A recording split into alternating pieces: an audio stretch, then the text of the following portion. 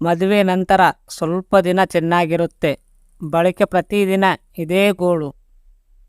ಯಾರಾದರೂ ಮದುವೆ ಆಗಿರುವವರನ್ನು ಈಗ ನಿನ್ನ ಲೈಫ್ ಹೇಗಿದೆ ಅಂದರೆ ಅವರಿಂದ ಬರುವ ಉತ್ತರಗಳ ಸರಮಾಲೆಯನ್ನು ಈ ಲೇಖನವಾಗಿ ಮಾಡಲಾಗಿದೆ. ನೀನು ಮದುವೆಯಾಗಿ ನೋಡು, ನಿನಗೂ ಗೊತ್ತಾಗುತ್ತೆ. ಮದುವೆಯಾಗಿರುವವರು ಮದುವೆ ಆಗದೆ ಇರುವವರಿಗೆ ಹೇಳುವ ಕಾಮನ್ ಡೈಲಾಗ್ ಇದು.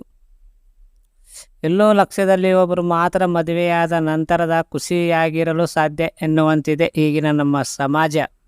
ಏಕೆಂದರೆ ಇಲ್ಲಿ ಭಿನ್ನಾಭಿಪ್ರಾಯಗಳು ಜಾಸ್ತಿ, ಪ್ರೀತಿ ವಿಶ್ವಾಸ ನಂಬಿಕೆ ಕಡಿಮೆ. ಆದರೂ ಕೂಡ ಜೀವನ ಸಾಗುತ್ತದೆ.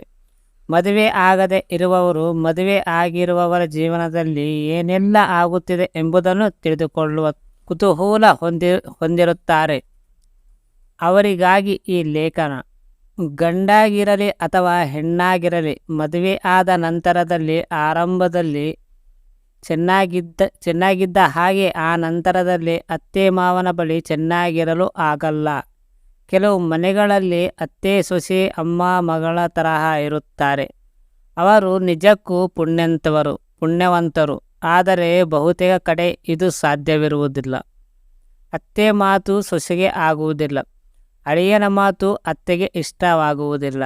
ಒಂದು ವೇಳೆ ಇವರು ಮನೆಗೆ ಬಂದರೆ ಯಾಕಾದರೂ ಬಂದರು ಎನ್ನುವ ಭಾವನೆ ಮನಸ್ಸಿನಲ್ಲಿ ಇರುತ್ತದೆ.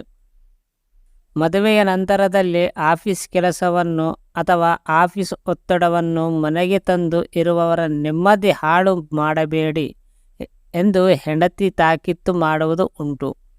ಆದರೆ ಇದು ಹೇಳಿದಷ್ಟು ಸುಲಭವಲ್ಲ. ಆಫೀಸಿನಲ್ಲಿ ಬೇಸುತ್ತ ಮನೆಗೆ ಬಂದ ಗಂಡನಿಗೆ ಖುಷಿಯಾಗಿ ಮಾತನಾಡಿಸಿ ಆರೈಕೆ ಮಾಡಬೇಕಾದ ಹೆಂಡತಿ ಏನಾದರೂ ಬೇರೆ ಹೇಳಿದರೆ ಗಂಡನಿಗೆ ಮನಸ್ಸಿಗೆ ಸಾಕಷ್ಟು ನೋವಾಗುತ್ತದೆ ಮತ್ತು ವಿಪರೀತ ಹಿಂಸೆ ಎನಿಸುತ್ತದೆ. ಮನೆಯಲ್ಲಿ ಪುಟ್ಟ ಮಕ್ಕಳಿದ್ದರೆ ಅವುಗಳ ಕಿರಿಕಿರಿ ಬೇರೆ ಮನಸ್ಸಿಗೆ ಕಸಿವಿಸಿ ಉಂಟು ಮಾಡುತ್ತದೆ.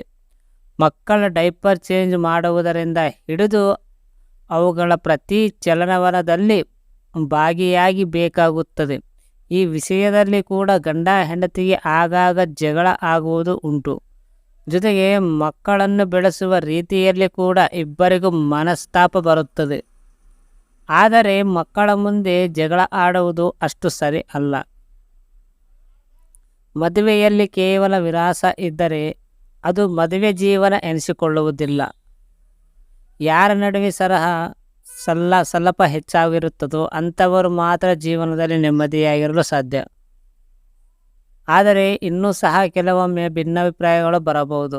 ನೀವು ರೊಮ್ಯಾನ್ಸ್ ಮಾಡುವ ರೀತಿ ನಿಮ್ಮ ಹೆಂಡತಿಗೆ ಇಷ್ಟವಾಗದೇ ಇರಬಹುದು, ಅಥವಾ ಆಕೆಯ ಇಷ್ಟ ನಿಮಗೆ ಗೊತ್ತಾಗದೇ ಇರಬಹುದು. ಯಾವುದಕ್ಕೂ ಇಬ್ಬರು ಕುಳಿತು ಓಪನ್ ಆಗಿ ಮಾತನಾಡಿ. ಇದ್ದಂತೂ ಪ್ರತಿ ಮನೆಯಲ್ಲಿರುತ್ತದೆ.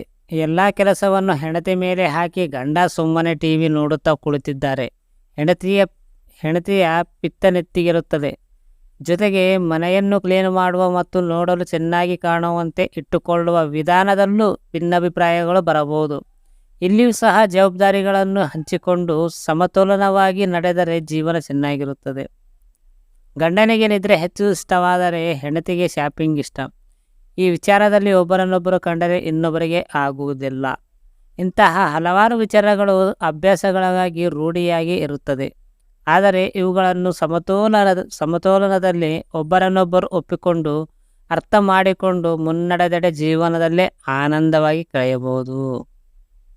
ಈ ಸ್ಟೋರಿ ನಿಮಗೆ ಇಷ್ಟವಾಗಿದೆನಾ ಇಲ್ಲ ಅಂತ ಕಾಮೆಂಟ್ ಮಾಡಿ. ಪೂರ್ತಿಯಾಗಿ ಕೇಳಿದ ಪ್ರತಿಯೊಬ್ಬರಿಗೆ ಧನ್ಯವಾದಗಳು. Thank you so much.